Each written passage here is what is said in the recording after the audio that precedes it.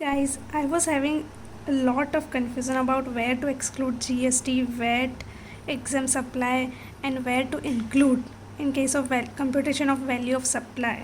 So I have made summary of value of supply under each section, each important section. So it is helpful for me. So I just thought to share it with all. So let's start. Just this is 6 case we have taken value of supply. So first is for TCS section 52 जहाँ ECU को tax काटना होता है TCS 0.5% के rate से। वहाँ taxable supply में क्या इंक्लूड होता है? वहाँ ओनली टैक्सेबल सप्लाई होती है that exclude GST amount, only taxable supply, और that is net value of taxable supply. Net value मतलब सेल्स माइनस सेल्स रिटर्न। जो भी ECU को सेल कर रहा है, जो भी ECU सेल कर रहा है, जो भी उसको सेल रिटर्न हो रहा है, वो नेट करने के बाद टैक्सेबल सप्लाई पे अपने को 0.5% TCS जमा करना है। सेकेंड है TDS सेक्शन 51 जहाँ गवर्नमेंट डिपार्टमेंट TDS कलेक्ट करता है 2.5 लाख से ज़्यादा कॉन्ट्रैक्ट वैल्यू है तो उसकी रेट होती है 1% CGST and 1% SGST। That 2.5 lakh also exclude GST amount. So TCS also exclude GST amount and TCS also exclude GST amount. Third होता है फॉर ई-वे बिल जहाँ consignment value should be more than 50,000। वहाँ पे include होता है CGST, SGST, UTGST, IGST, मतलब all GST amount वहाँ हम इंक्लूड करेंगे। माइंड इट, फॉर 50,000 कैलकुलेशन की कंसाइनमेंट वैल्यू अगर 50,000 से ज़्यादा है तो हमको ई-वे बिल बनाना मैंडेटरी है। तो उस 50,000 को कैलकुलेट करते टाइम हम इंक्लूड करेंगे CGST, SGST और एक्सक्लूड करेंगे एग्जेम्प्ट सप्लाई ऑफ गुड्स। अगर कोई भी एग्जेम्प्ट सप्लाई है तो उसको हम यहाँ से एक्सक्लूड करेंगे फॉर 50,000 कंप्यूटेशन। ठीक है, e way bill is a little different. तो इंक्लूड करेंगे इसमें CGST, SGST, UTGST, all kind of GST amount and exclude करेंगे any exempt supply of goods. Fourth है registration section 22 who is liable to registration. वहाँ जब हम एग्रीगेट टर्नओवर निकालते हैं उसमें हम इंक्लूड करेंगे all type of supply, taxable supply, exempt supply include nil rate of supply and non taxable supply. So taxable supply, exempt supply, export, interstate, all supply of goods we will include in aggregate turnover, but we will exclude GST amount and RCM supply, that means inward supply on which we have to pay tax. So for aggregate turnover we will include taxable supply, exempt supply, export, interstate, and we will exclude GST amount and RCM supply. For exempt supply, for apportionment of credit under section 17 subsection 3 we will include value of land and building. Exam supply सबसे पहले हम exam supply में non taxable nil rate वो सब include करेंगे, और उसके अलावा है ये उसके एडिशन में क्या इंक्लूड करेंगे, क्या एक्सक्लूड करेंगे। तो उसके एडिशन में हम इंक्लूड करेंगे value of land and building. कौन सी वैल्यू, जो वैल्यू हमने स्टैम्प ड्यूटी के पर्पज़ से लिए लैंड एंड बिल्डिंग की, वही वैल्यू यहाँ पे हमको ऐड करनी है। क्या पे किया है, क्या पेबल है, उससे कोई मतलब नहीं है। जो लैंड एंड बिल्डिंग की वैल्यू हमने स्टैम्प ड्यूटी के लिए कंसिडर की है वही वैल्यू हम एग्जाम सप्लाई में ऐड करेंगे। फिर वैल्यू ऑफ सिक्योरिटी सोल्ड भी ऐड करना है। वो कितना ऐड करना है? 1% of sale value of such security.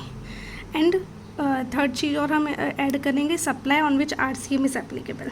ठीक है, एग्जाम सप्लाई पहले तो सारी नॉर्मल एग्जाम सप्लाई ऐड हो जाएगी, नॉन टैक्सेबल नेल रेट, और उसके अलावा क्या क्या इंक्लूड करेंगे हम? Value of land and building.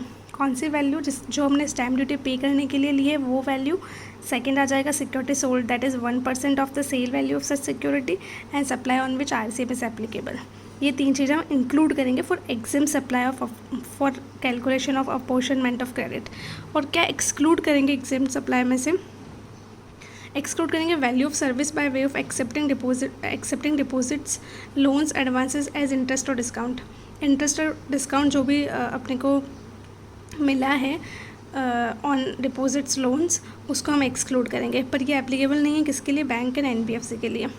और क्या एक्सक्लूड करेंगे? Freight in case of transportation of goods by vessel from custom station to place outside India. कोई भी फ्रेट है जो transportation of goods by vessel custom station से बाहर ले जाने के लिए लिया है तो वो एक्सक्लूड करेंगे। तो इसको समराइज़ करें तो क्या आ जाएगा कि अपॉर्शनमेंट क्रेडिट के लिए जो अपन एग्जाम सप्लाई ले रहे हैं उस पर अपन क्या इंक्लूड करेंगे, क्या एक्सक्लूड करेंगे? इंक्लूड करेंगे value of land and building, value of security sold and RCM applicable. Exclude क्या करेंगे कि interest and discount on advance deposits लिया है तो फ्रैट अगर अपन ने पे किया है, अगर वेसल से गुड्स जा रहा है कस्टम से आउटसाइड इंडिया तो ठीक है। फिर ये तो हो गया एग्जाम सप्लाई क्रेडिट अपोर्शनमेंट करने के लिए। इसमें 2 पॉइंट और इम्पॉर्टेंट थे तो मैंने यहीं पे नोट कर लिए कि इसी एग्जाम सप्लाई का कैलकुलेशन तो ये हो गई, बट अगर जीरो रेट सप्लाई हम जनरली एग्जाम सप्लाई में लेते, but for apportionment of credit के लिए अपन जीरो रेट सप्लाई भी टैक्सेबल सप्लाई में लेंगे, राइट, टैक्सेबल सप्लाई में लेंगे जीरो रेट सप्लाई तो। और यहाँ apportionment of credit section 17 subsection 3 में जब हम टोटल टर्नओवर और एग्जाम टर्नओवर निकालेंगे उसमें एक्सक्लूड करेंगे central excise, state excise, VAT and GST. हमने ऊपर जितने भी सेक्शन देखे उसमें हमने एक्सक्लूड किया था सिर्फ सीजीएसटी, एसजीएसटी मतलब जीएसटी वाला अमाउंट, पर ये सेक्शन 17 सबसेक्शन 3 इसमें हम टोटल टर्नओवर और एग्जाम टर्नओवर दोनों में एक्सक्लूड करते हैं GST plus VAT plus state excise plus central excise. So we have to remember this also. Last है कंपोजिशन स्कीम। कंपोजिशन स्कीम के लिए जब हम एग्रीगेट टर्नओवर देखते हैं 75 लाख और 1.5 सीआर, उसके लिए क्या हम इंक्लूड करेंगे, तो कंपोजिशन स्कीम का टर्नओवर देखते टाइम हम इंक्लूड करेंगे all time of taxable supply plus exempt supply. Exam supply पे लगता नहीं पर उसको एग्रीगेट टर्नओवर में तो ऐड करेंगे ना। All taxable supply, exam supply minus RCM inward supply minus CGST, SGST, UTGST और सेस, ठीक है। ये हमको कंप्यूट करना है on all over India PAN basis. And composition scheme वाला चैप्टर में हर जगह इंटरेस्ट और डिस्काउंट और एडवांस डिपॉजिट एक्सक्लूड होगा, हर जगह, हर एग्रीगेट टर्नओवर में, टैक्सेबल में, सब में, वो सप्लाई और सर्विस वाले जो पॉइंट्स हैं उसमें सब में एक्सक्लूड होगा कंपोजिशन स्कीम में। So this was the 6 points. I hope it helps you.